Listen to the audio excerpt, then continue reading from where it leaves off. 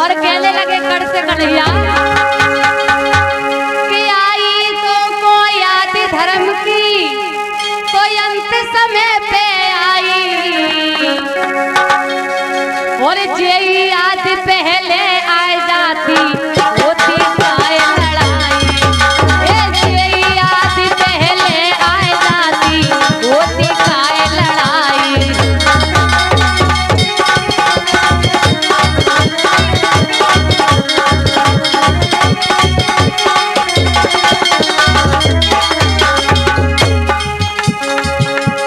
और क्या बोले अरे भरी सभा में बात द्रौपदी को चीर तूने खिंचवाओ और 7 महारथियों से मिलकर अभिमन्यु मरवाओ 7 महारथियों से मिलकर अभिमन्यु मरवाओ।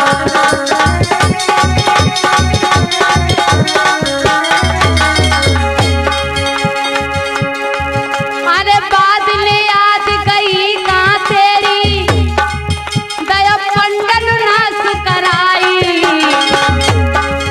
और जे याद पहले आए जाती होती काय लड़ाई जे याद पहले आए जाती होती काय लड़ाई।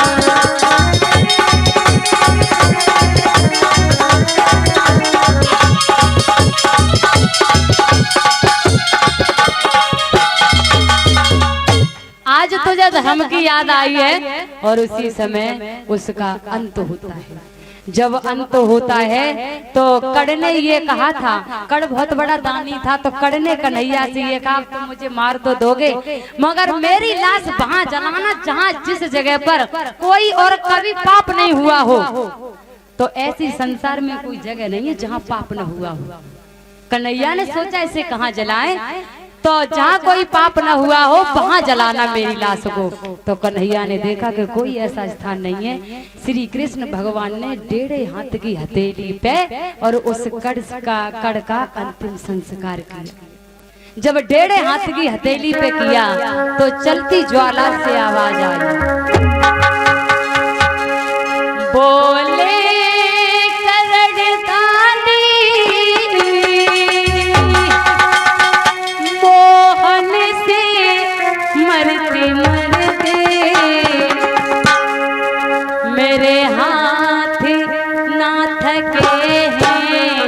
अभिदान करते करते मेरे हाथ ना थके हैं अभिदान करते करते।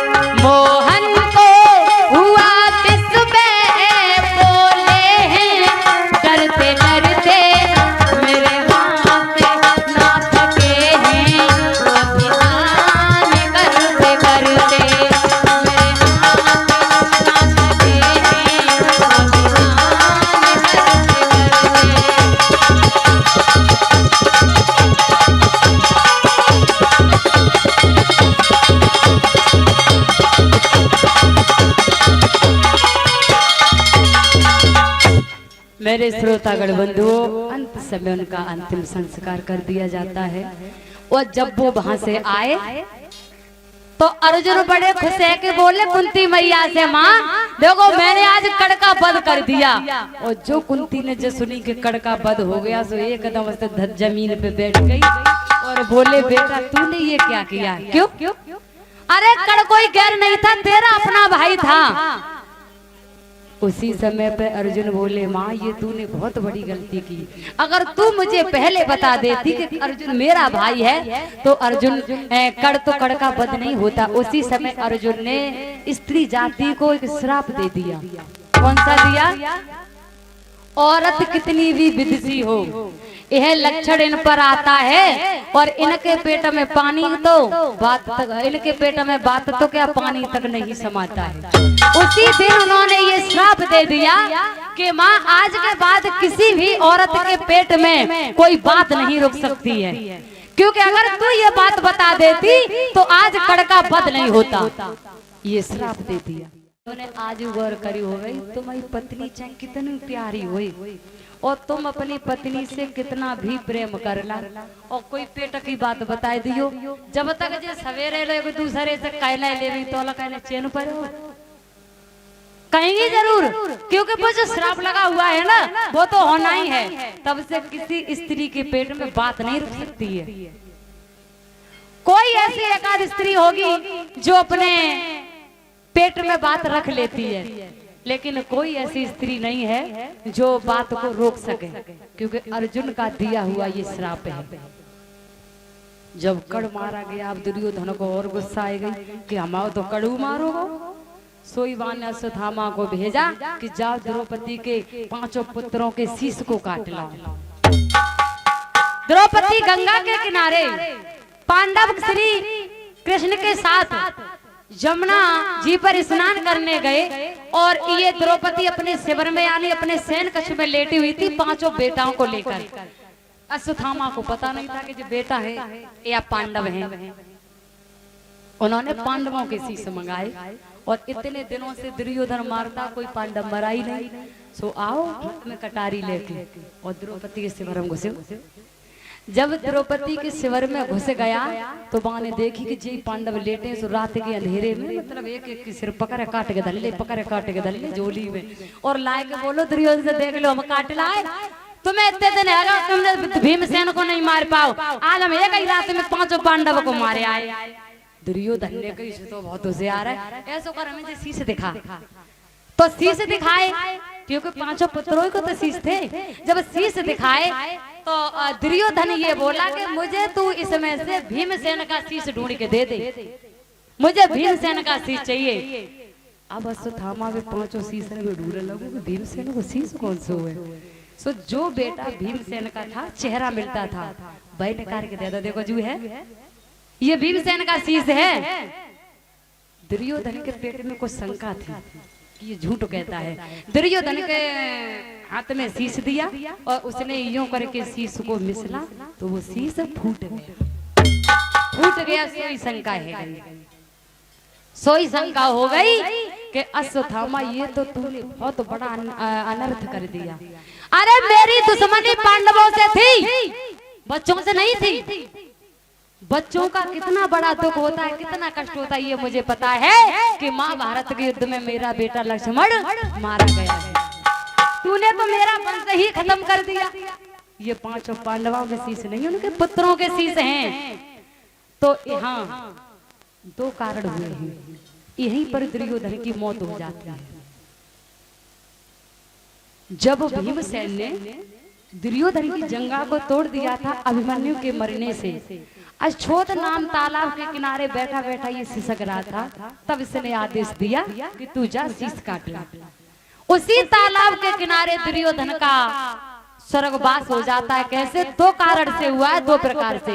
एक पल के लिए दुर्योधन को लगा कि मेरे दुश्मन मारे गए पांडव, तो खुशी हुई, और जब शीश देखे तो उसे दुख हुआ कि पांडव की जगह पुत्र मारे गए, तो दुख हुआ। सुख और दुख से दोनों प्रकार से मौत हुई थी दुर्योधन की। वो अपने प्राणों को वहीं छोड़ देता है। उधर सुबह हुआ, द्रौपदी जागी। द्रौपदी ने अपने बेटा को देखा। छक्का छूट गया। चीखने लगी कि मेरे एक भी बेटा का सीसी नहीं है और खून की नलियां बह रही थी। कन्हैया जी पांडवों को लेके आई थे। मेरे श्रोतागण बंधुओं, आज द्रौपदी कैसे रोने लगी। आरे मैया रोई रही कि द्रौपदी रोई रही, धर के लाश आज बेटन की मैया रोई रही, धर के लाश आज बेटन की।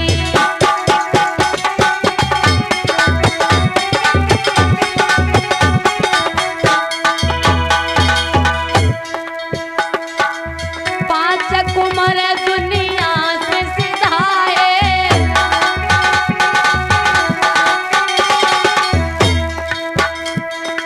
पांच कुमार दुनिया से सिधारे,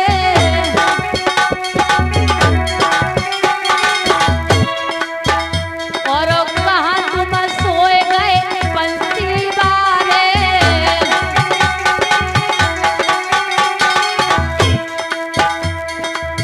लगी अति गम की धर के लाश आज बेटन की मैया रोई रही।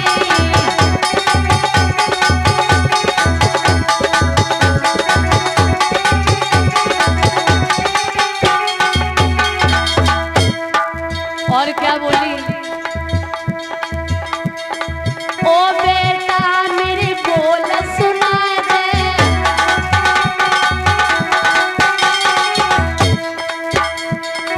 कहाँ को जाए रहने का बताए दे।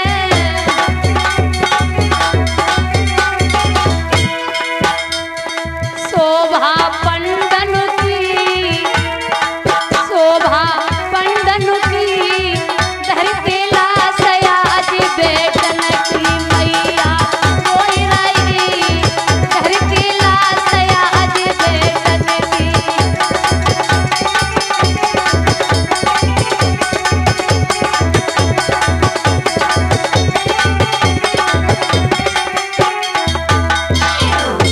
जवाब दिया कि हम अब क्या करें, हमारा जीवन तो किसी माँ का एक बेटा अगर कहीं चला जाए या खो जाए तो ऐसा लगता है कि उस माँ का जीवन ही खत्म है।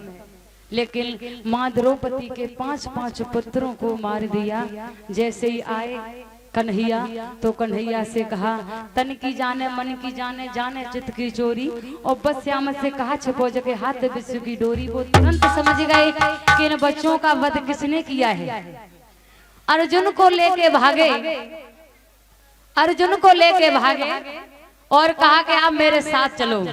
अर्जुन को लेके रथ पर गए और उधर से अश्वत्थामा को बांध के लेके आए। जब अश्वत्थामा को बांध के लेके आए, द्रौपदी के कदमों में डाल दिया और कहा कि द्रौपदी जो तू कहेगी वही मैं करूंगा। तो उन्होंने कहा महाराज चिंता मत करो। तुरंत द्रौपदी ने अपने 5 पुत्रों का मोह त्याग दिया। क्यों? द्रौपदी ने विचार किया, और विचार करने की बात है, हर एक इंसान को ये समझना चाहिए जैसा तैसा नहीं बनना चाहिए। द्रौपदी ने सोचा ये अपने माता पिता का इकलौता पुत्र है, इसके पिता भी नहीं है, केवल माँ है, वो भी विधवा, और ये ब्राह्मण पुत्र है। अगर इसे मैं मरवाऊंगी तो मुझे ब्रह्म हत्या लग जाएगी। इसे मरवाने से मेरे 5 पुत्रों में से एक भी पुत्र लौट करके आने वाला नहीं है, तो इसे हम क्यों मरवाएं? अरे जो इसने किया ये भरेगा। मगर द्रौपदी कन्हैया से बोली कि इसके प्राणों की हम भीख मांग रहे हैं, इसे तुम छोड़ दो। कन्हैया बोले अगर तो तुम्हारा एक एक आंसू दोनों मन का था, अब क्या हो गया? सोई भीमसेन आगे बढ़े और बोले नहीं, इसे मैं छोड़ूंगा नहीं। क्यों? क्योंकि तुलसीदास बाबा ने चौपाई में लिखा है। क्या लिखा है? जो नीत धर्म नियम संयम पर नहीं चलता है,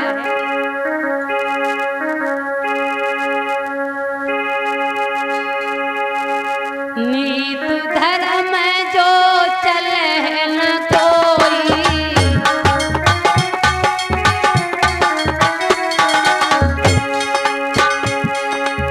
नीत धर्म जो चले न कोई, काय मारा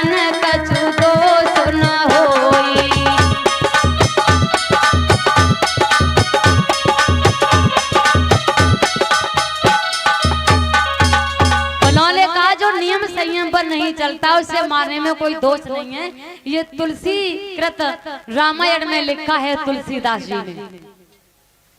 उन्होंने कहा मारेंगे नहीं तो उसे दंड दूंगा। कई न सुनी न भीमसेन ने अपनी तलवार उठाई, तलवार की नोक से अश्वत्थामा के सिर को चीर दिया।